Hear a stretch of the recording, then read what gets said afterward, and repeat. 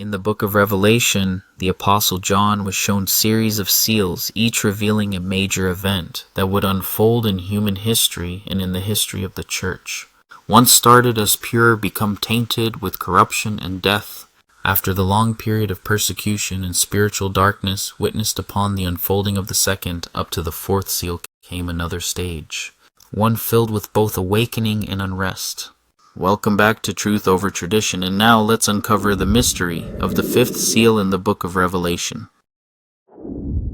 The Apostle John wrote in Revelation 6 verse 9, "When he opened the fifth seal, I saw under the altar the souls of those who had been slain for the word of God and for the testimony which they held." Here, the Apostle John saw souls crying out for justice, representing those who were killed for standing by the truth. But notice this, the Apostle John wasn't literally seeing disembodied souls floating beneath an altar. The Bible teaches that man is a living soul, formed from the dust of the ground and given life by God's breath. As stated in Genesis 2 verse 7, and man became a living soul. So these souls mentioned signify people, the faithful servants, who were slain because of their loyalty to God's word. The Apostle John continues his writings in Revelation 6 verse 10, and it states, "They cried with a loud voice, saying, 'How long, O Lord, holy and true, until you judge and avenge our blood on those who dwell on the earth?'" This was not a cry of revenge, but a plea for divine justice. These represent those who suffered and died under false religious systems that had replaced truth with man-made doctrines. Their cry symbolized the growing desire for reform, for a return to the Bible, for a cleansing of faith from centuries of corruption. This prophecy began to unfold during the Reformation period following the fall of Constantinople in 1453 and extending up to the mid-18th century. Throughout these years, voices rose against the authority of the Church of Rome. Men like Martin Luther, John Calvin, and others questioned its teachings, sparking what history calls the Protestant Reformation. Indeed, this was an age when many sought to break free from oppression and to regain access to Scripture. However, while the Reformation exposed many errors of Catholicism, it did not restore the true church that Christ built. Why? Because these new churches established continued many unbiblical doctrines, such as belief in the Trinity, the faith alone salvation, celebration of pagan-adapted festivities like Christmas, Halloween, and Easter, and the immortality of the soul.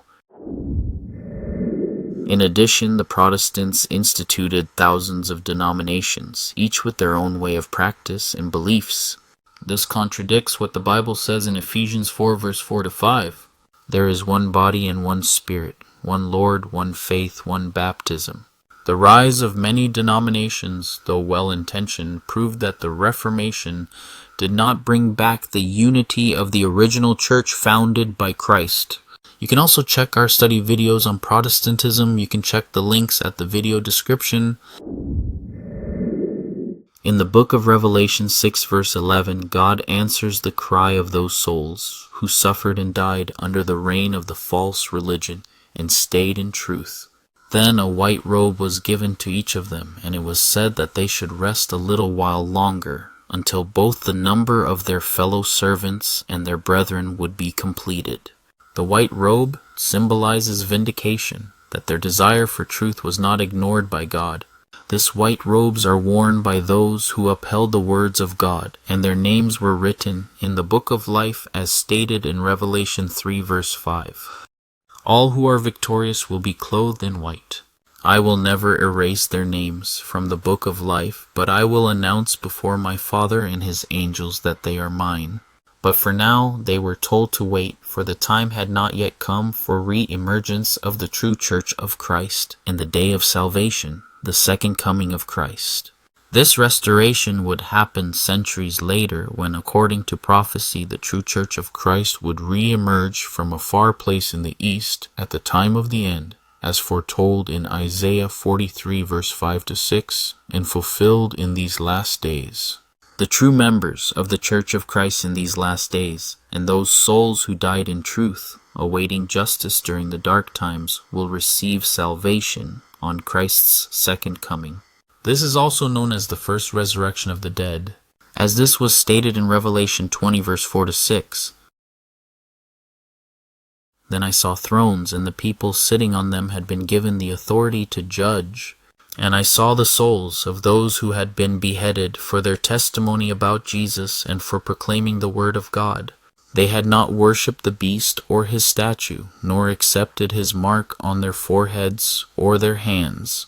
They all came to life again, and they reigned with Christ for 1,000 years. This is the first resurrection. The rest of the dead did not come back to life until the 1,000 years had ended.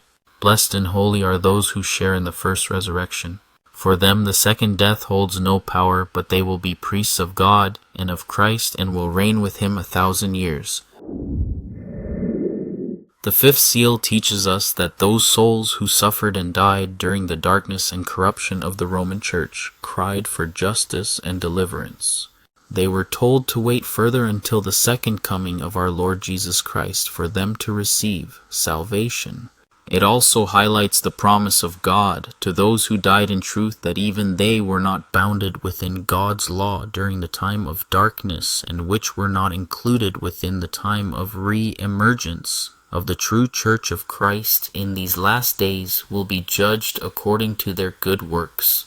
As stated in Romans 2, 6, 12 to 15, it states, "He will judge everyone according to what they have done."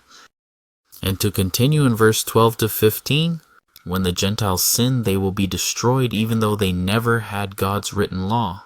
And the Jews who do have God's law will be judged by that law when they fail to obey it. For merely listening to the law doesn't make us right with God. It is obeying the law that makes us right in His sight.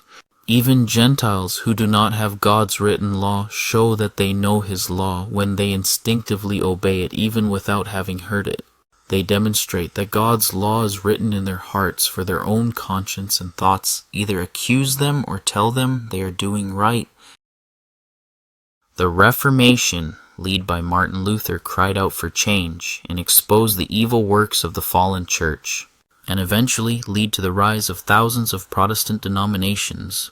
But without God's messenger to guide them, they all went astray, retaining some teachings from the Roman Church instead of returning to the one true church that Christ established.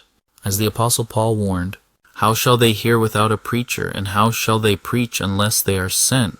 Romans 10:14 to 15. Thus, only through the messengers sent by God can mankind truly understand His will and find salvation inside the true church of Christ.